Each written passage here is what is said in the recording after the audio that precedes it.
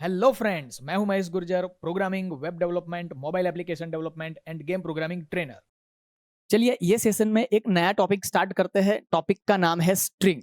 अब स्ट्रिंग का मीनिंग क्या है? स्ट्रिंग का मीनिंग एरे ही है, लेकिन special array, array of character. तो कैरेक्टर का जो एरे है उसको स्पेशली एक टेक्निकल नाम दिया गया है जिसका नाम है स्ट्रिंग। नॉर्मली हम क्या करते हैं, कैरेक्टर डेटा टाइप के अंदर कैरेक्टर CH1, तो ये CH1 के अंदर कोई भी एक कैरेक्टर स्टोर होगा और कैरेक्टर को हम कैसे स्टोर करते हैं? सिंगल कोटेशन के अंदर। तो CH1 is equal to single quotation के अंदर M। लेकिन अगर पूरा नाम स्टोर करना है MAHESH, तो हम क्या करेंगे? तो ऐसे character CH1 CH2 up to CH6, तो जितनी भी वैल्यू स्टोर करनी है उतने वेरिएबल डिक्लेयर करने पड़ेंगे। उसकी जगह पे हम इजी काम कैसे कर सकते हैं? एरे के थ्रू। तो मल्टीपल कैरेक्टर स्टोर करना है तो कैरेक्टर का एरे लेना पड़ेगा और कैरेक्टर के एरे को हम बोलते हैं स्ट्रिंग। ठीक है, लेकिन अलग डेटा टाइप और कैरेक्टर डेटा टाइप का जो एरे है उसमें एक डिफरेंस है। क्या डिफरेंस है वो समझना पड़ेगा पहले। मानो कि हमारे पास ये एक इंटीजर का एरे है, इंटीजर A ऑफ 5।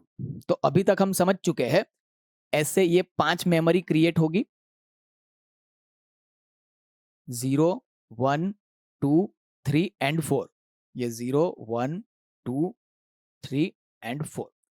मानो कि हम कैरेक्टर का एरे लेते हैं, कैरेक्टर CH ऑफ 5। तो है तो ये एरे, तो एरे के जैसे ही ये रिएक्ट करेगा, एरे के जैसे ही इसमें वर्कआउट होगा, तो इसमें भी 5 की मेमोरी क्रिएट होगी,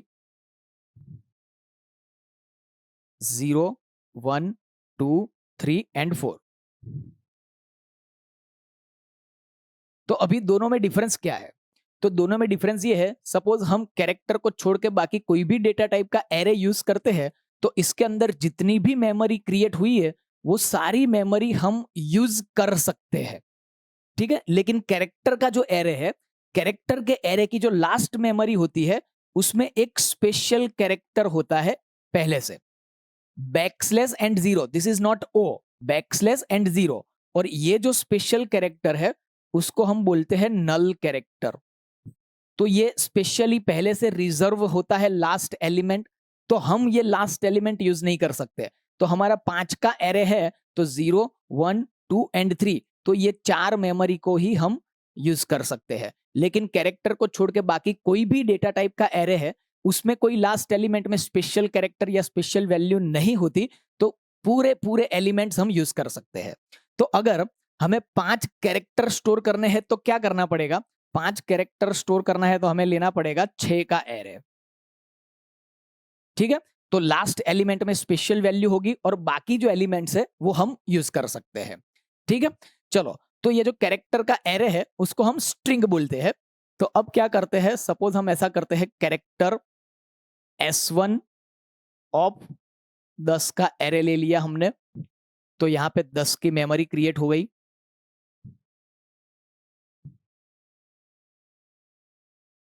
0 1 2 3 4 5 6 7 8 and 9।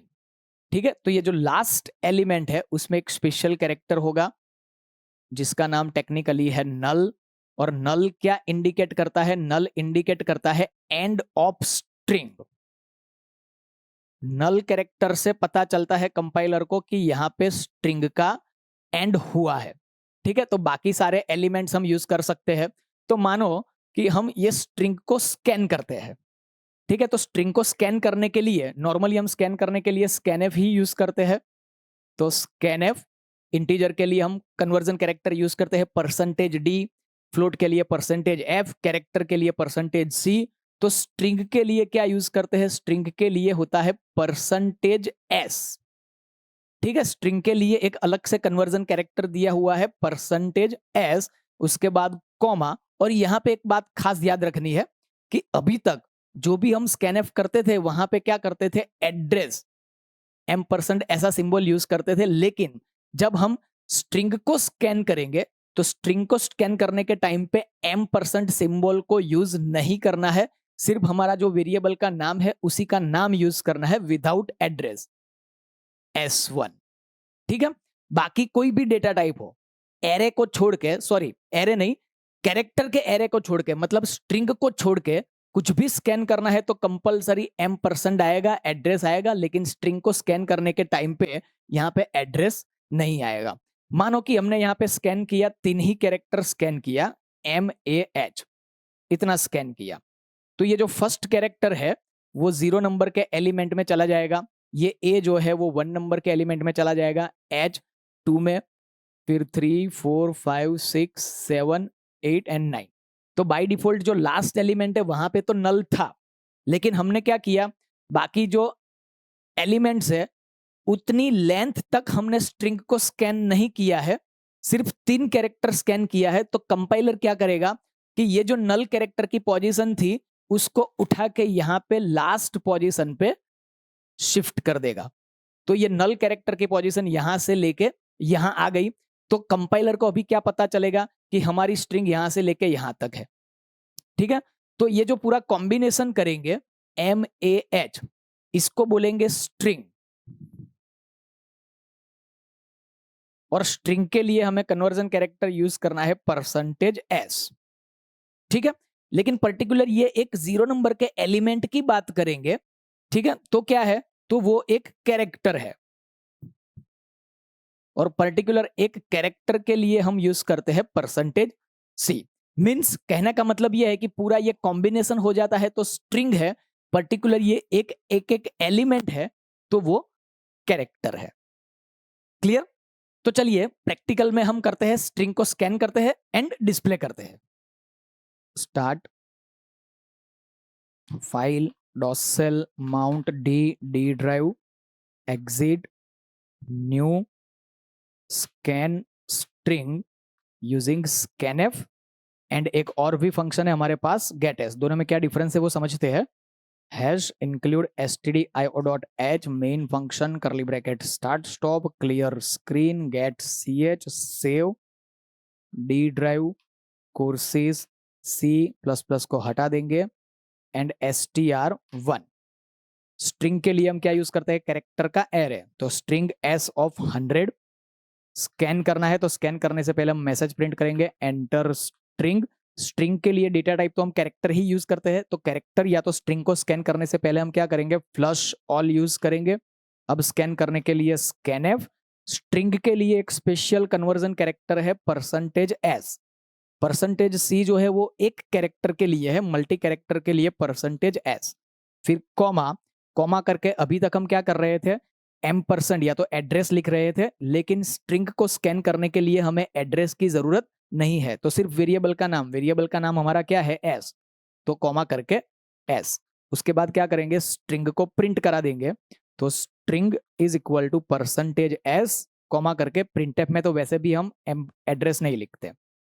Save control F9। Suppose मैंने यहाँ पे स्ट्रिंग स्कैन कर दिया महेश, एंटर, तो string is equal to Mahesh. अब स्कैनफ में एक प्रॉब्लम क्या है, स्ट्रिंग को स्कैन करने के लिए जब हम ऐसा कुछ स्कैन करते हैं, suppose Bharat space Gurjar, enter, तो क्या आया, सिर्फ भरत ही आया। जब हम स्कैनफ के थ्रू स्ट्रिंग स्कैन करेंगे और उसके अंदर जब हम स्पेस को स्कैन करेंगे तो वहां से स्ट्रिंग टर्मिनेट हो जाएगी, जहां पे भी उसको स्पेस मिलेगा वहां पे वो नल कैरेक्टर स्टोर कर देगा। ठीक है, लेकिन हमें क्या करने की जरूरत पड़ेगी, हमें स्पेस के साथ भी अगर स्ट्रिंग को स्कैन करना है तो स्कैनफ की जगह पे हम क्या यूज करेंगे, getS नाम का फंक्शन यूज करेंगे। तो getS फंक्शन के अंदर वो कैपेसिटी है कि स्पेस के साथ स्ट्रिंग स्कैन करे, और getS फंक्शन जो है वो स्पेशल स्ट्रिंग को ही गेट करने के लिए है। स्कैनफ फंक्शन जो है वो जनरल है, इंटीजर भी स्कैन कर सकते हैं, फ्लोट भी स्कैन कर सकते हैं, कैरेक्टर स्ट्रिंग सब कुछ स्कैन कर सकते हैं, इसलिए इसके अंदर कन्वर्जन कैरेक्टर को स्पेसिफाई करना पड़ता है। लेकिन ये जो getS फंक्शन है वो स्पेशली स्ट्रिंग के लिए ही है, इसलिए इसके अंदर हमें कोई कन्वर्जन कैरेक्टर स्पेसिफाई करने की जरूरत नहीं है। तो getS के अंदर हमें सिर्फ क्या करना है, वेरिएबल का नाम प्रोवाइड करना है। तो वेरिएबल का नाम क्या है हमारा, S, तो getS के अंदर S, एड्रेस तो वैसे भी हम स्ट्रिंग के लिए नहीं करते, तो getS ऑफ S, getS के थ्रू जब हम स्ट्रिंग को स्कैन करेंगे तो स्पेस के साथ स्कैन होगी। Save control F9। पहले विदाउट स्पेस चेक करते हैं, कृणाल वो तो होना ही है, चेक करना है स्पेस के साथ। Suppose Mahesh space Gurjar, enter. तो देखिए महेश स्पेस गुर्जर, तो 99% हमें स्पेस के साथ ही स्ट्रिंग स्कैन करने की रिक्वायरमेंट होती है। तो हम क्या करेंगे, स्ट्रिंग को स्कैन करने के लिए गेटएस फंक्शन का ही यूज करेंगे। तो फ्रेंड्स ये प्रोग्राम का प्रैक्टिकल कर लीजिए, मिलते हैं नेक्स्ट सेशन में।